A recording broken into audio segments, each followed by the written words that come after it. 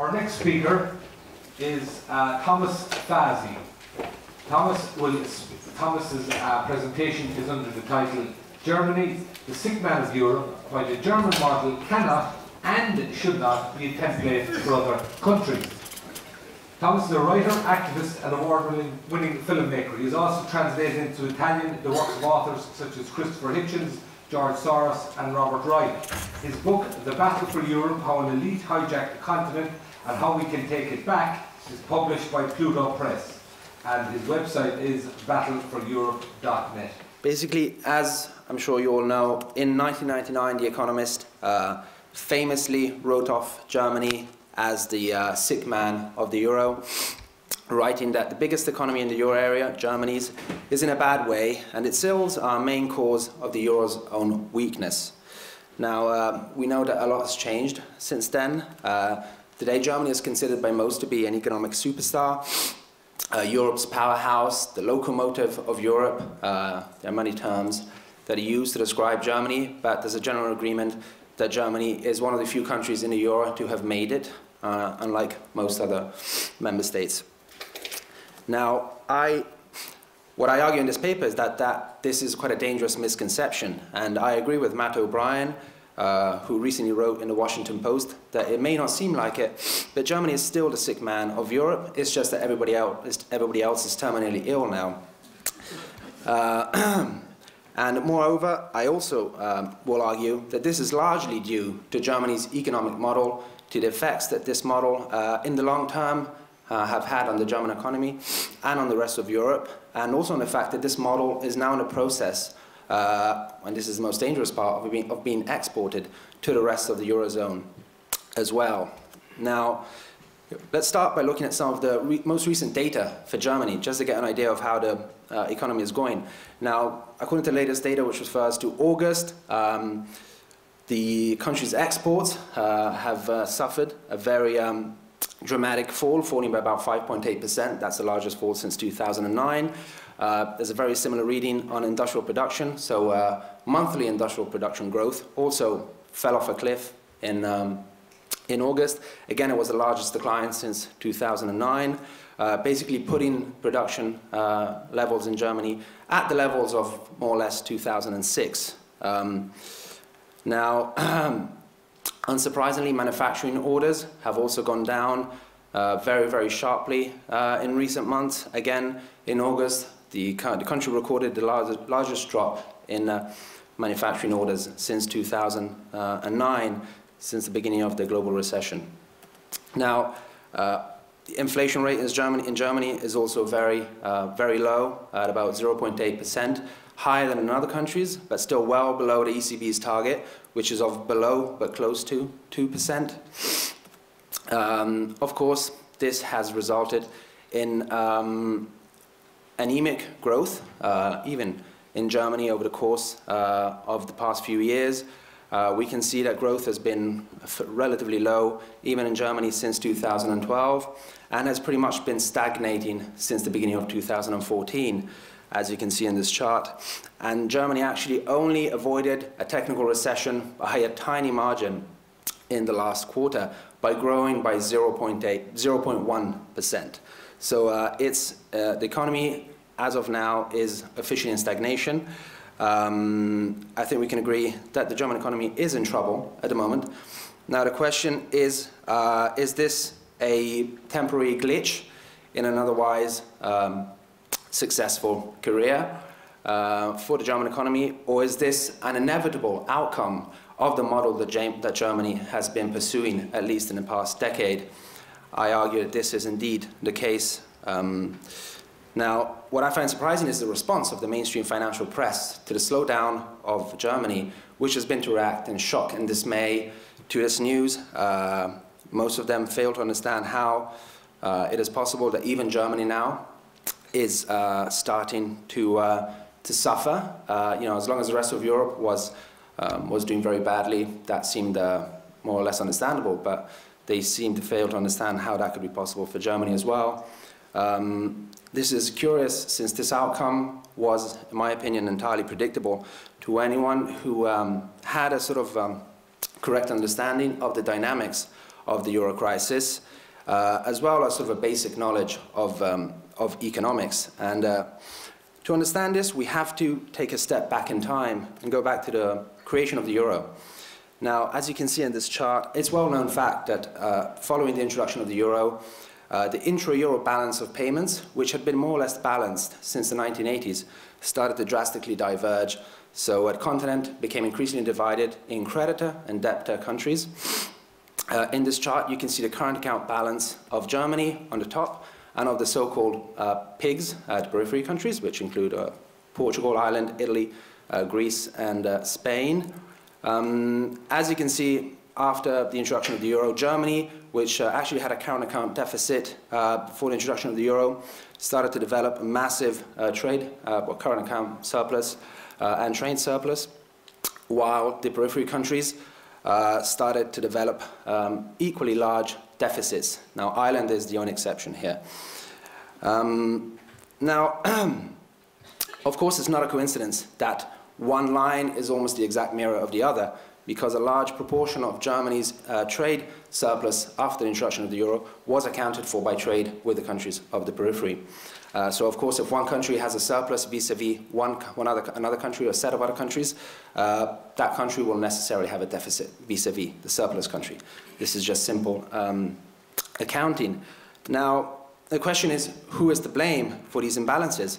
Now, the official story is that the development of these imbalances was uniquely the result of periphery countries letting their wages rise to excessive levels, in other words, paying their workers too much, or living beyond their means, which is a phrase that we've heard a lot since the start of the euro crisis. This is why they have suffered so much when the crisis hit, and it is why they should be the ones to adjust by cutting wages and lowering salaries and so on, which is what has in effect happened all across the periphery. Now, if we look at the development of wages in the periphery and in Germany after the introduction of the euro, the mainstream narrative might seem to make sense. In effect, here we can see that wages in Southern Europe and other countries such as France, Southern Europe is the green line, did indeed rise quite considerably, while, as you can see, the wages in Germany rose by a very small margin. Now, this may seem, the mainstream narrative, it may appear that the mainstream narrative is correct from this chart. In effect, it might seem that some countries did indeed live beyond their means, while Germany was the only one to get it right by keeping wages at a sustainable level, and therefore getting more competitive vis-à-vis its partners. Now, but of course, to understand who did right and who did wrong in the aftermath of the creation of the euro, we have to look at what the Eurozone as a whole decided was right with regards to wage increases.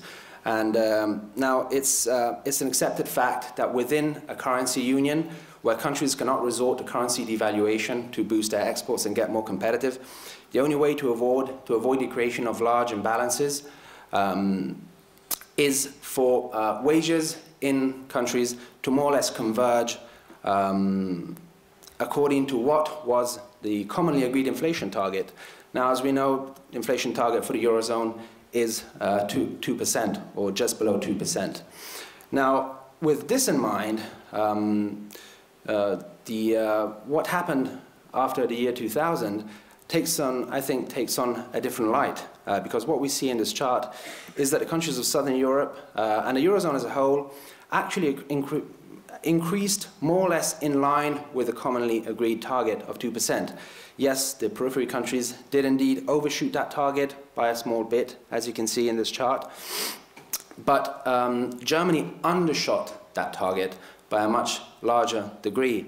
Now, what this means is that if there was a violator of the commonly agreed rule, it was Germany, it was not the countries of the periphery.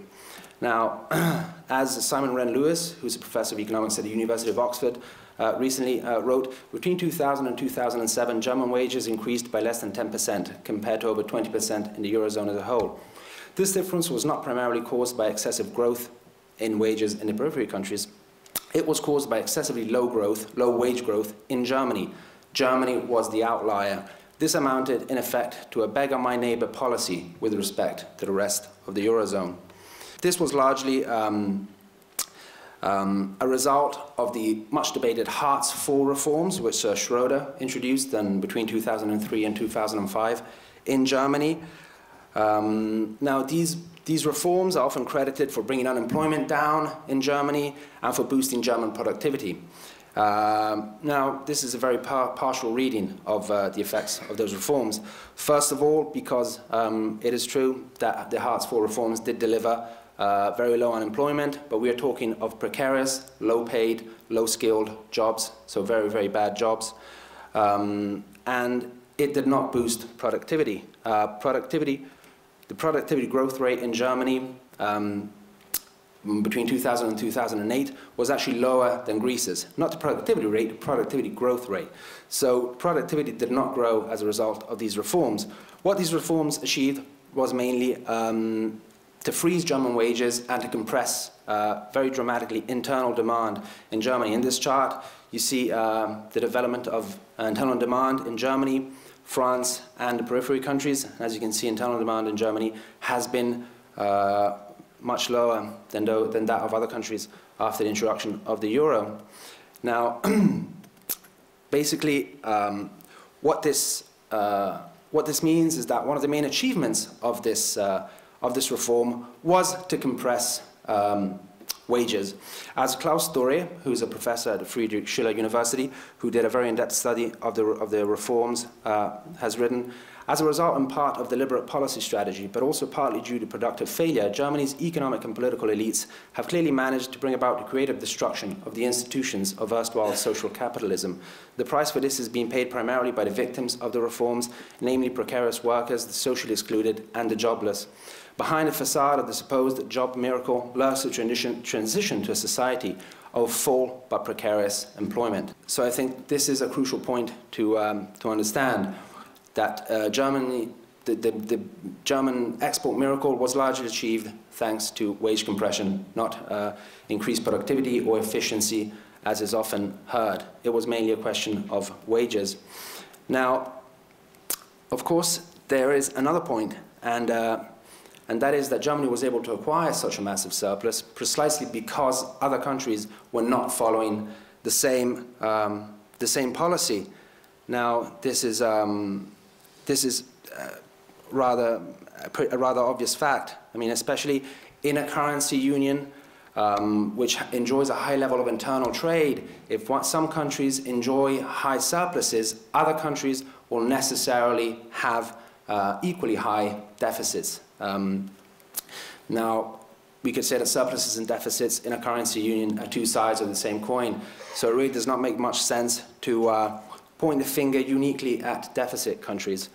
Now, even more interesting is the fact that the banks in Germany, and not only in Germany, also in France, of course, actively fueled the bubbles in these other countries, thus allowing these countries to sustain high levels of demand and to keep, of course, importing products from Germany. This is a crucial point to understand. In a sense, we could say that what occurred was a sovereign version of what is known in retail as vendor finance, where a company lends you money so you can buy their products, much like what happens when you buy a TV and pay for it in installments, in a way. So, as the American banker Daniel Albert wrote, in a way, Germany self-financed its own so-called economic miracle. And this is because huge amounts of money that the German banks accumulated as a result of the country's surplus, instead of being invested in the local economy, went in the form of debt into the countries of the periphery. What this means is that, as they say, it takes two to tango. Irresponsible borrowing on behalf of some countries was clearly made possible by irresponsible lending on behalf of other countries. Now, as Bill Mitchell, who's an Australian economist, wrote, this shows how Germany actively contributed to the rise of these imbalances following the introduction of the euro. He writes, the suppression of consumption in Germany and the reliance on exports to maintain growth was very damaging to the peripheral states. The growth in employment in Germany in the lead up to the crisis was not due to a well-functioning monetary union. Rather, it reflected its malfunctioning precisely because it depended on widening trade imbalances, huge surpluses in Germany and some of its neighbors against widening deficits in the periphery countries, covered by unsustainable capital flows from the former to the latter. Now, this is also crucial in understanding, in my opinion, the reaction of the European establishment to the crisis. Now, of course, following the subprime crash, German banks found themselves very, very largely exposed to the banks of the periphery due to this massive outflow of capital that went to these countries in the preceding years. Of course, if the banks in the periphery countries had failed, German banks would have suffered very, very large losses. Now, as we know, that did not happen. And that is due to a number of reasons. One is the fact that between 2008 and 2009, European governments committed about 3 trillion euros in to bail out their banks. Now, of course, they weren't just bailing out their own banks. By doing so, they were also bailing out the bank's creditors, so the foreign banks to whom the various national banks owed money to. As a result of these bailouts, their economies were crippled, their public debt went through the roof, or in the case of Ireland, bullied into asking for a troika bailout program. Now, again, what's interesting is that a huge part of the money, of the funds of these bailouts, did not stay in the countries that received this money. They were almost instantly channeled back to the creditor banks. Now, Ireland, again, is a great example. Ireland received about 67 billion in bailout money since the end of 2010, but transferred about 90 billion to its financial sector and to its foreign creditors over that same period. Now, largely the same thing happened in all the other bailouts. Again, Greece is a perfect example. Now, here you can see basically this is the exposition of Germany to Greece. Germany is the second line in both charts. Now, the above chart refers to 2010. As you can see, Germany was quite heavily exposed, not as much as France, but was heavily exposed to Greek debt. By mid-2012, so after the bailouts, the exposition of France to Greece remained more or less the same, but Germany had managed to reduce its exposition by about 80%. So German banks basically got off, were let off the hook. And that is because a huge part of the bailout funds that Greece received were used to repay the debts that Greece had towards mostly German banks in this case. Now, what I find even more surprising is that after following in past years, what has happened is that the European establishment has basically decided that the way forward is for the whole of the Eurozone to follow the so-called German model. And that means lowering wages through internal devaluation to increase their competitiveness. Now, this has indeed happened all across the periphery. Here you can see the development of real wages in the periphery countries between 2009 and 2012. Real wages have gone down about 5% in Italy, 7% in Ireland, 5% in Greece, and so on. Now, the result of this has been, of course, as was entirely predictable, a collapse of demand across the entire currency area, and a stagnating economy with a number of countries, such as mine, Italy, still in recession 6 years after the crisis, basically making it the worst crisis in our country's history, much worse than the Great Depression in purely macroeconomic terms than 1929, because back then it took Italy 4 years to return to pre-crisis growth levels. Instead, Italy now, 6 years after the crisis, is still its GDP is still 10% below pre-crisis levels. Of course, we have mass unemployment across the Eurozone. The Eurozone as a whole is pretty much in deflation, with some countries already in deflation. Now, of course, one of the main consequences of this has been a drastic fall in intra-Euro and intra-EU trade. Basically, no one is buying, or people are buying much less from each other, understandably. And again, this really underscores what I said earlier. Competitiveness is a relative term. For one country to be highly competitive, especially within a currency union, other countries have to maintain demand at a level capable of sustaining exports from the surplus country. If all countries follow the same policy at the same time, that is, cut back on wages, cut back on public spending, the result is inevitably a collapse of the economy, which is exactly what has happened, of course, in the Eurozone. Now, what's interesting is that Germany, instead of acknowledging, in the face of what should be self-evident data, that its model was not sustainable in the long term and was based on unsustainable booms in other countries, Germany's response in a short term to collapsing demand in Europe has been to reorient its exports towards extra EU countries. Now, it has worked. In the short term, it has worked. Now, what we see here is the current account surplus of the euro area, which is the black line, vis-à-vis that of China and the US. Basically, what we see here is that the Eurozone at the moment has a massive current account surplus vis-à-vis the rest of the world. It's the highest surplus ever recorded in financial history. It's even higher than China at the peak of its surplus boom.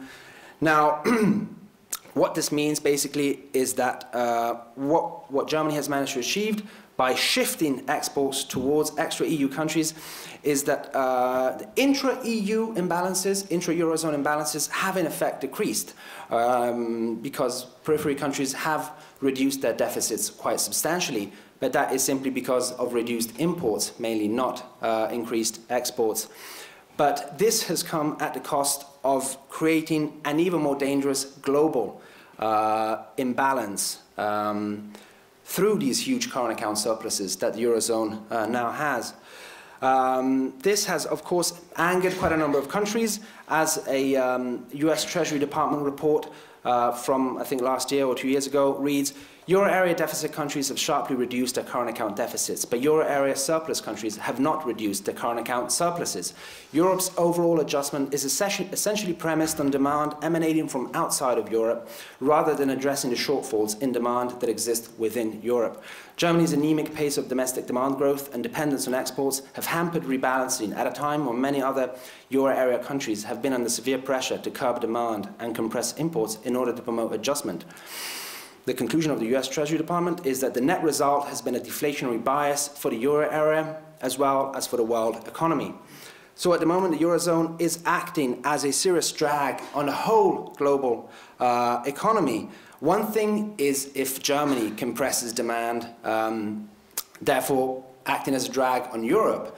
Germany is a very large economy, and that is problematic in itself. But if the Eurozone as a whole, which accounts for a very large proportion of the world GDP, starts to do the same, this creates very serious problems. Simply put, it is a folly to think that the Eurozone as a whole can rely on exports to grow. It's unclear who is supposed to buy all these products that we are exporting, especially in the face of very weak global demand, declining demand in a number even of advanced countries, with the prospect being, as I'm sure you might have read, that, as a number of economists agree, the prospect being that of a very long so-called secular stagnation for advanced economies as a whole. So basically it is just like the German model was unsustainable within Europe, it is even more unsustainable when it is applied to the Eurozone as a whole. Now, and this brings me to what is the topic of today's conference. I mean, this is problematic, not just for other countries, not just for other European countries, not just for the world, these policies have also been problematic for Germany, and not just because the economy is slowing down now. And this is a case that has recently been made by Marcel Fratscher, who's the head of the German Economic Institute, who's one of the largest and most important, which is one of the most important economic institutes in Germany, who has recently written a book called Die Deutschland Illusion. I don't think that needs any translation. And he argues that not only was this export-led model unsustainable in the long term, it has been failing all along. And that is because, basically, as he writes, Germany's obsession for surpluses has resulted in chronic private underinvestment in the country's economy, as the whole system depends on German capital fueling demand abroad. Precisely because German capital was going abroad and has been doing that for many, many years now, private investment in Germany has been very, very low over the course of the past decade, lower than in most European countries. Of course, coupled with a very low level of public investment as well, this has resulted in what Spiegel recently described as Germany's ailing infrastructure. A nation slowly crumbles. I suggest you read the article, it's very interesting, and it explains how waterways, highways, ports in Germany are all in desperate need of maintenance, of higher investment, which is not coming from the government and is not coming from the private sector. Again, another German, Wolfgang Munchau, recently reached the same conclusion. The German model relies on the presence of an unsustainable investment boom in other parts of the world. The root cause of the problem is the age-old over-reliance on exports, as Munchau recently wrote in the Financial Times. So basically, this model is, and I'll conclude, is in my opinion unsustainable from a number of points of view. Now, what is needed is, I think there's a certain agreement, not in Germany, but certainly in other countries and increasingly among mainstream economists as well, that what is needed is a large-scale fiscal expansion, not just in Germany, but in the Eurozone as a whole, aimed at boosting internal demand. This is what Europe needs at the moment. Europe is suffering from a problem of internal demand. This would promote growth in Europe. It would contribute to a rebalancing of the global economy. It would also be in Germany's national interest. The German Economic Institute, which I quoted earlier, believes that Germany needs about 100 billion euros in investment to basically bring the country's infrastructure up to date. Germany's answer has been to approve a 10 billion euro infrastructure investment plan for the following years. This is, of course, well below what would be needed to bring the country back on track. And I think, if Germany doesn't change course, it will face very, very serious problems, regardless of what happens in the rest of the world in the following years. And so I think, to conclude, the lessons to be taken away from this is that competitiveness cannot be the only objective of a society, and maximization of exports cannot be the only aim of an economy. And of course, and also because that depends what we mean by being competitive. China is a very competitive country, but its competitiveness is based on basically exploitation of its workforce. Now, and I don't think many of us would take China as an example to follow. This model is based on booms in other countries, unsustainable credit booms in other countries, or in fiscal policies aimed at attracting multinational corporations, such as that of Ireland, which creates a whole set of other problems. We have to realize that, especially within a currency union, the hyper-competitiveness of some countries is necessarily, can only come at the expense of other countries. So sort of a sustainable way out of the crisis must include surplus countries also contributing to the rebalancing, and that of course means for Germany and other countries to reduce their surpluses. Now they don't seem to have any intention of doing that in the short term. So I think it's really up to other countries to stand up to Germany and really ask that Germany plays its role in contributing to European and global rebalancing. Otherwise, I don't think we will get out of the mess that we are in. Thank you. you.